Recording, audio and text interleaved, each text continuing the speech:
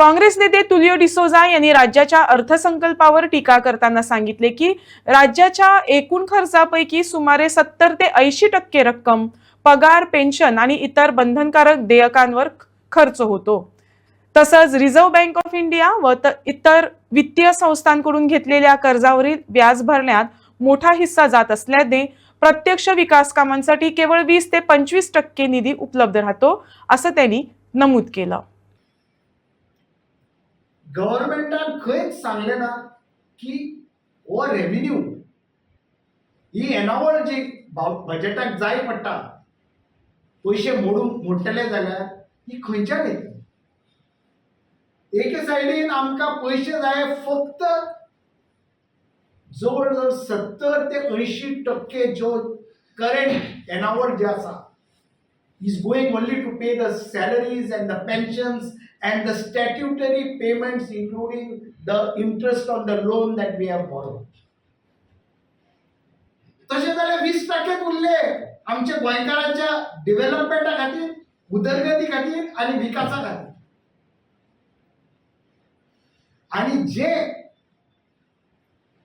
Financial Responsibility and Budgetary Management Act FRBM Act of 2003,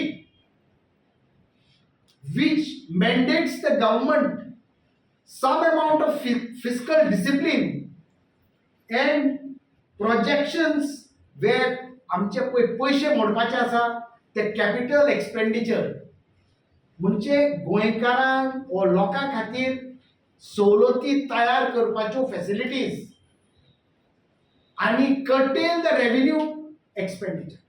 पण आमचे जाला उलट। जेन्ना 677 कोटी रुपया 4 वर्सांनी आम्ही मोडटात फक्त इव्हेंट चलोवपाक, म्हाका दिसता ह्या सरकारा मुखार कांयच एक नीती ना, कांयच एक प्रोग्राम ना, कांयच एक दिशा ना। हे गोंय आमचे राज्य कशें फुडें व्हरपाचें पयलें।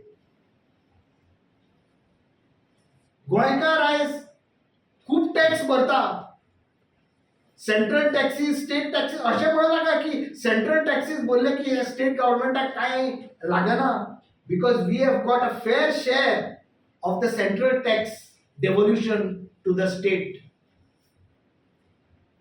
ते सेंट्रल टॅक्साचे डेव्होल्युशन पळय स्टेटीक जाता, ते पैसे बरे भशेन मोडचे खातीर आमी हे इव्हेंट करता।